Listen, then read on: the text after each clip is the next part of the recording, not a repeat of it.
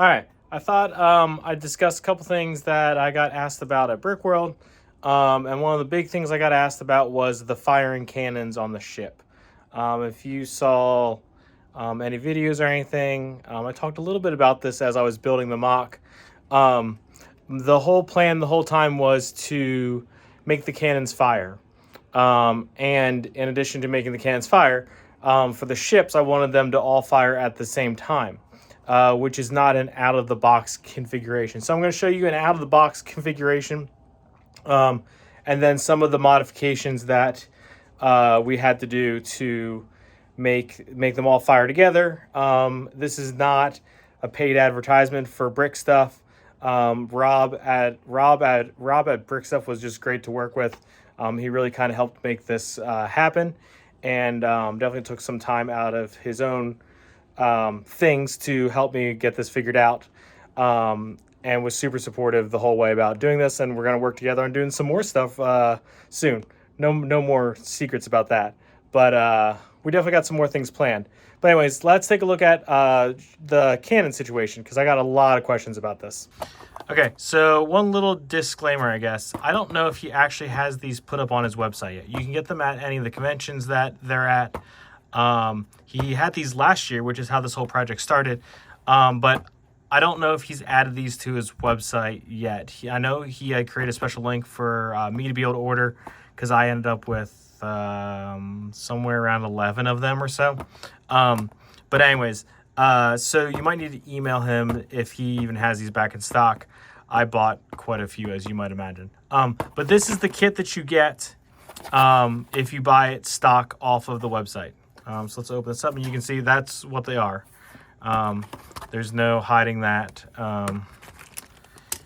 It is all Lego parts, which is super cool as well, or I think mostly Lego parts. I know the cannons are actually Lego. But anyways, so you get the little cannon base and some wheels and stuff to make your full cannon base. These are, in fact, all Lego. So I know that for a fact. The only thing I don't know about is the torch. That's the only thing I can't tell if that's actually all Lego or not. But anyways, the cannon is in fact Lego. And it's the kind that like usually would fire. You can see, come on, focus. You can see the Lego logo right there. So this is a specially modified cannon inside of here.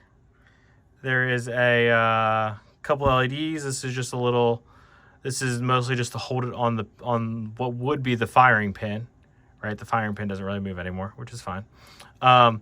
And these are, in fact, like Lego crystals and stuff. But anyways, that just slips on there, and that just kind of holds that in there. So I guess if you wanted, you could modify this to have something else on there. But I think that this looks pretty good for a flash on the end of the barrel. And then this is just, if you've been on Brickstuff's website, he makes torches. You might have seen that I bought some, and these are just his standard torch. I think the whip's a little bit shorter than the standard torch. I think the standard torch that you get from him is maybe like a 12-inch whip or so. And this is pretty short. This is only like maybe a 6-inch or so. But you'll see why that doesn't super matter in a minute.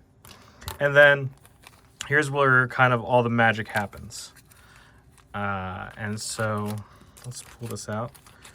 This is his stock effects board. Okay, so if you buy his flicker effect, his marquee effect, the welding effect, any of those effects, it's all the same board. He just programs different things onto what the board does. And so this is the Canon board. And you can see that there is a little speaker attached to it. Well, we're going to talk some more about that in a minute. But let's just talk purely out of the box working conditions, okay? So speaker is already pre-attached. Down here, come on, focus. There we go. You can see it says power in, out, sensor, and then if you flip this over, you can see there's 1, 2, 3, 4, 5, 6. 4, 5, 6 doesn't do anything. 1, 2, 3, you can plug this torch into any of those. So let's just plug this into 2, and you'll see why that's kind of important later on.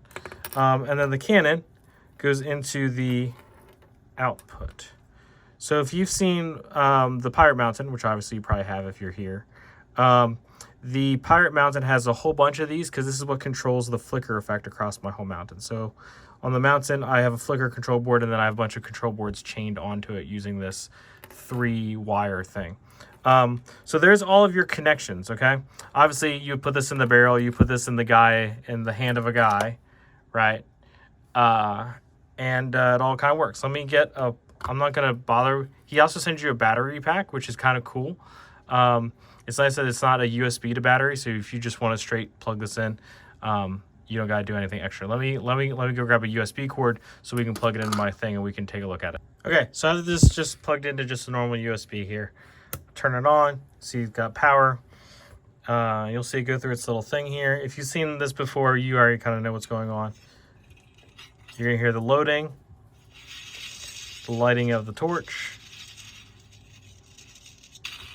the shot, the flying of the cannonball, and then the hit or miss. It's not really, and then it kind of goes through that cycle. If you press the little button on here, there's different volume levels. This is actually level 5. There's a little sticky on here. And if you actually stick this up into something, it actually resonates pretty good. If you remember, I first had this in that little cave. It actually added a pretty good bit of sound in there. But if you're at a convention, this little speaker ain't gonna do much, especially at something like Brickworld Chicago, where there's thousands of people in the hall. You're not gonna hear this, especially if this is buried in the back of a build. You're not gonna hear this, and that was one of the first things, probably the second thing that Rob and I discussed. The first thing was making several of the cannons fire together, and then we talked about the volume. So if you just wanted this is stock right off the shelf. Obviously, you can tie this into whatever other power. It's just plain power coming in, and that's a self-contained unit, and it works really well, very reliable. Like I said, there's different volume options. There's speaker. If you're a little bit crafty, you can cut these and extend this because maybe you want the speaker somewhere different. But for the most part, this is self-contained, ready to go right out of the box. Now, let's talk about my use of it.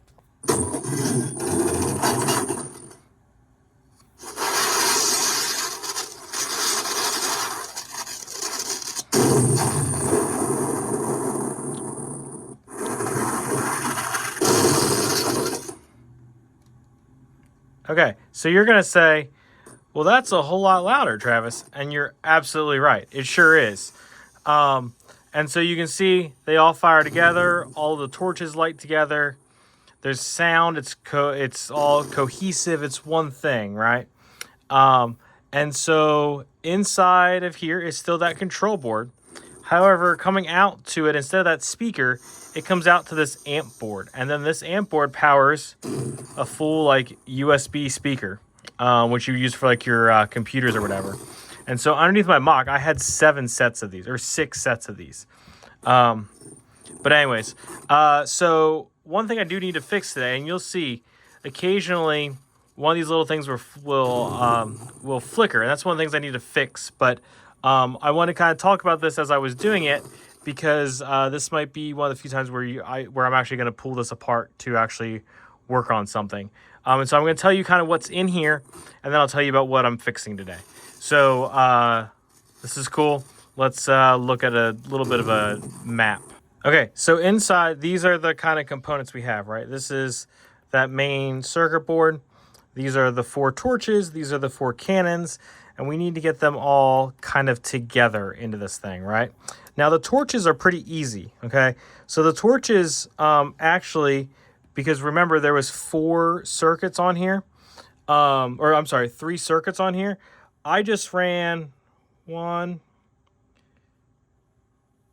2, and then what I actually did was I put a little, just normal circuit board that combines back there to combine those.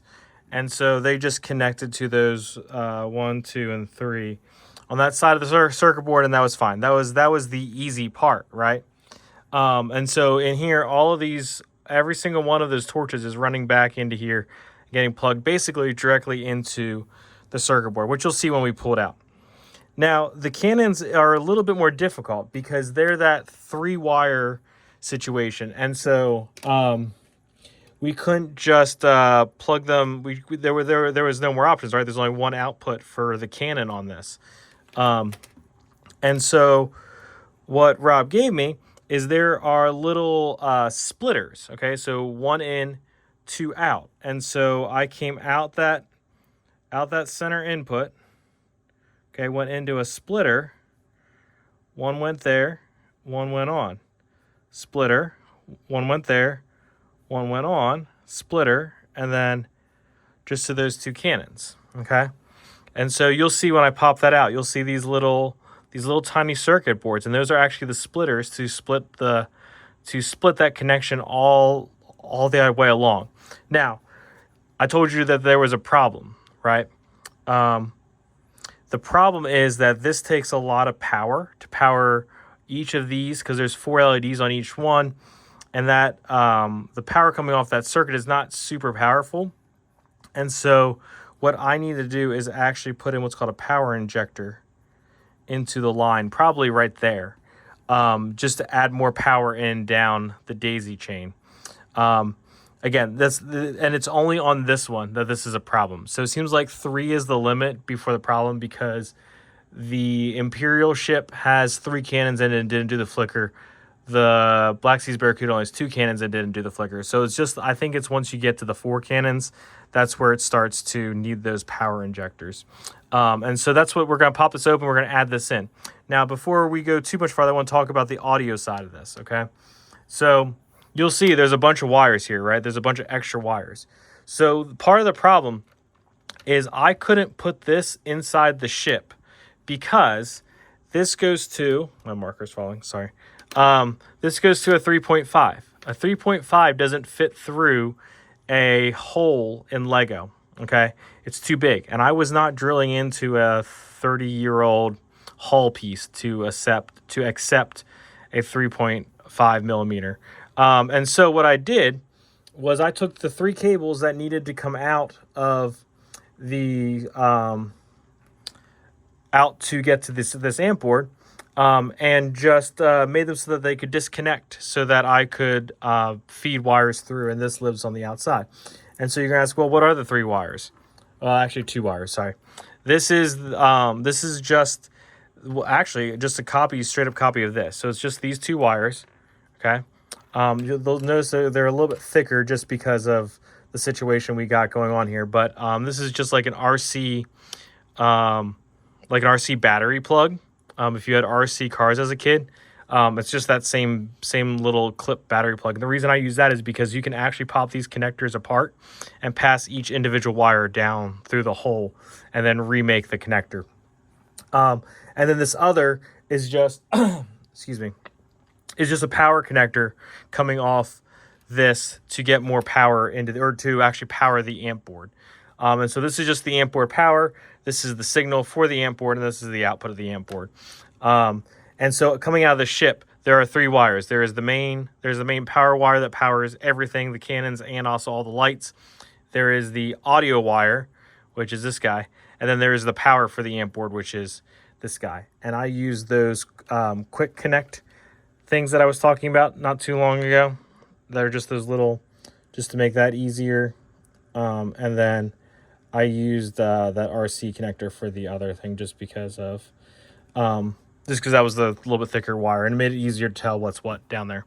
Okay, so if you just wanted to know how this all worked, you can just stop the video here. Make sure you like and subscribe for more stuff.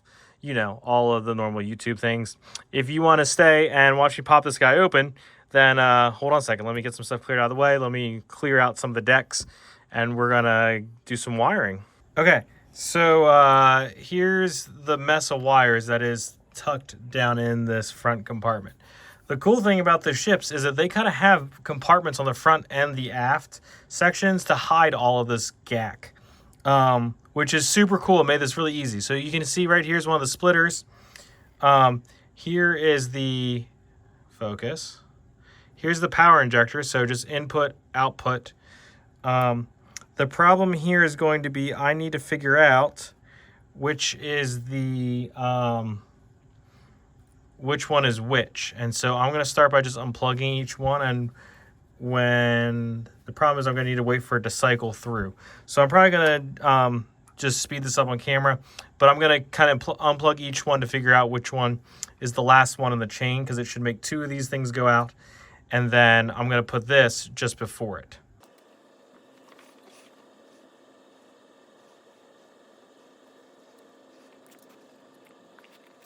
Okay, so I know you can't see, but this is the last one in the chain. Harley, go, buddy. I also realized I need to put a little short cable here on the output, because you know, I can't just go right into the splitter.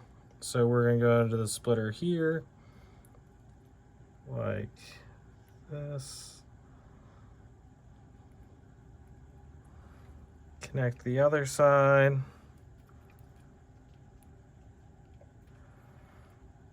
And then, oh, you can see I'm really kind of wigging out now. And then this, oh, I can't use that. That's power for the torches. So do you remember when I said that I had to combine 2 of the torches to go into one output? That's the output right there. And so I'm going to need to get that other circuit board out that's down in there deeper, and hope that there is a, there's an open port. Oh yeah, there's 2. There's 2 there. As you can see, much of lighting is trial, error, small places, and patience. And so there we go. So now this has power. You can see there's a little light on that. It's got power. And it looks like they're no longer flashing. And so now I just got to get this all tucked back down in there, cleaned up and closed up, and we'll call it a day. All right, we got her all cleaned up. You can kind of see, let me see if I can zoom in. You guys kind of see right there, all those wires running through there.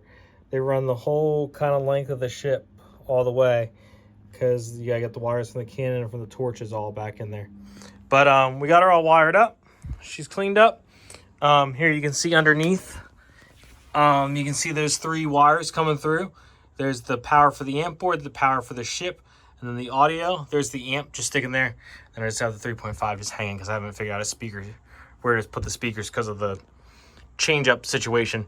But anyways, so that's that's how I did the Canons. Again, brick stuff is where I got all this stuff from. I'm going to put a link in there, put a link in my info. Great stuff. Again, if you're trying to do something simple, like the Canon that's back in there, that's just stock, aside from the amp board modification. But, you know, there was no extra cables or anything needed like that. It all came out of the pack. Similarly, both of the Canons on the Eldorado Fortress, the one over there and the one over here, were both, you know, stock, aside from the amp modification, which you can see sticking out there.